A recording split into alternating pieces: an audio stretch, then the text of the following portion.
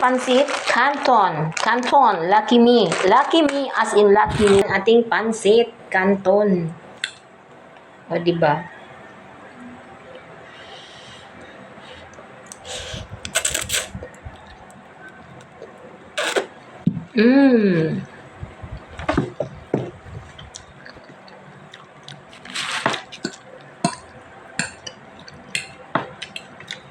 Pwede natin din siyang lagyan ng kanin.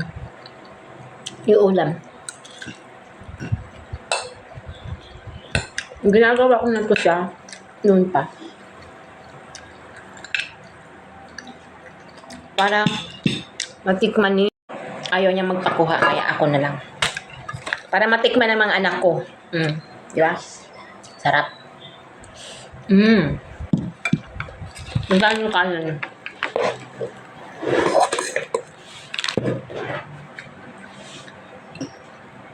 Masarap din siya sa may kanin. Pwede siyang pang merienda, pwede siyang pang ulam.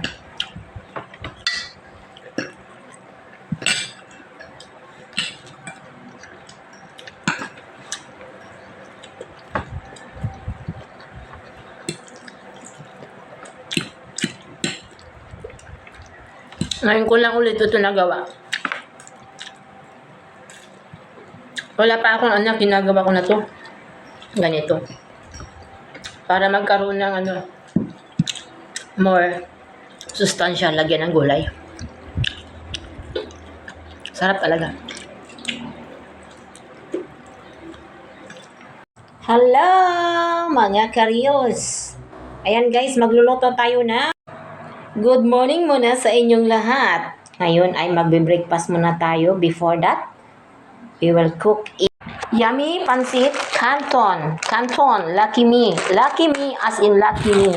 So ngayon guys, mayroon tayong ihipon dito at gulay. Ang ating gagawin dyan ay lalagyan lang natin ng hipon at gulay. So mag-slice lang tayo ng ito, onions. Yan, half onion lang ang ating isasama sa ating pansit. At ito yung ulo ng aking hipon at balat. Pinakuluan ko siya para meron akong pangsabaw. So, guys, nagpainit na tayo ng oil. Mainit na yan, lagyan na natin ng ating sibuyas. Minix lang natin yan hanggang medyo magpula. So, ayan, ilagyan na natin ang ating shrimp.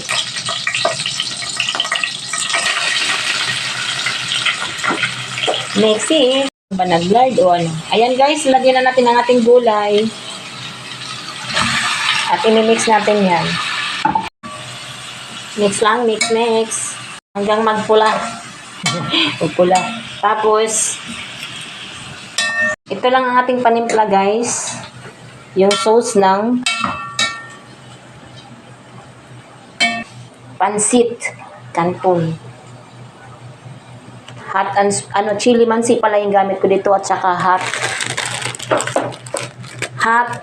extra hot chili. Yun. Yan. Okay na yan siya. Lagyan na natin ang ating Canton. Then imimix lang natin yan. Then ilalagyan na natin ng ating powder.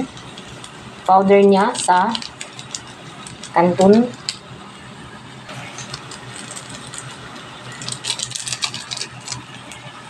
Then, imimix na natin. Ganyan lang siya. So, ilalagyan natin ng pinakuluan natin ulo kanina. Yan ang ating sabaw na.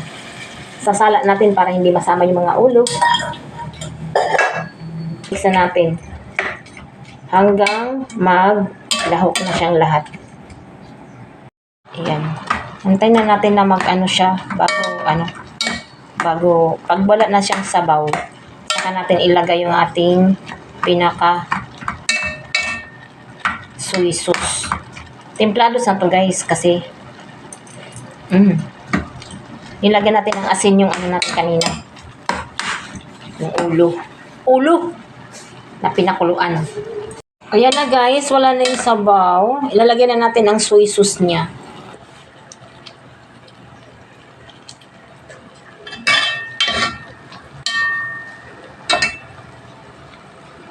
extra hot sauce. Yung pinaka-sauce niya na ang ating timplados. Pero may konting asin lang siya kanina dahil sa ulo ng hipon. Ayan na ang ating finish.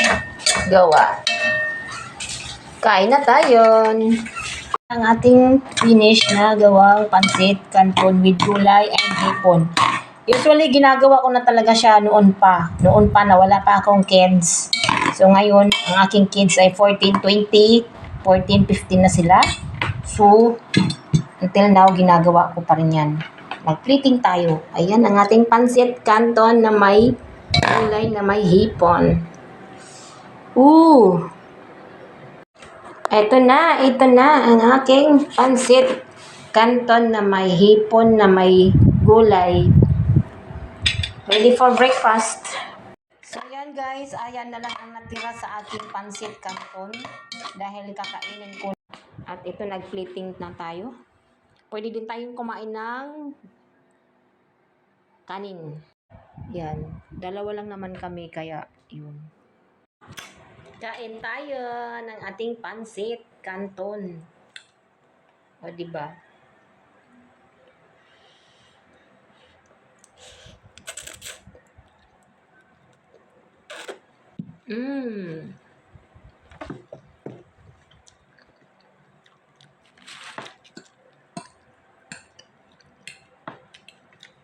Pwede natin din siyang lagyan ng kanin.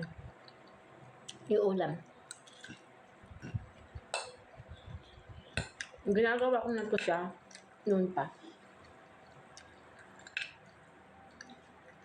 Para matikman niya. Ayaw niya magpakuha, kaya ako na lang. Para matikman ng mga anak ko. Diba? Sarap.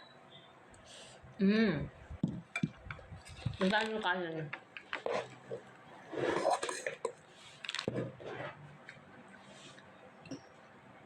Masarap din siya sa may kanin. Pwede siyang pang merienda, pwede siyang pang ulam.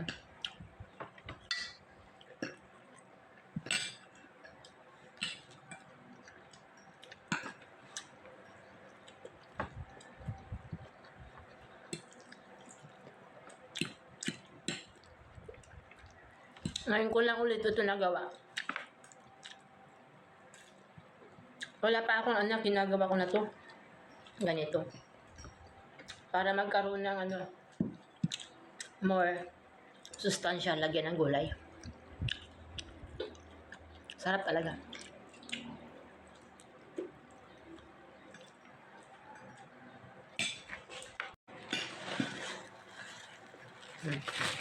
Bye! Thank you for watching.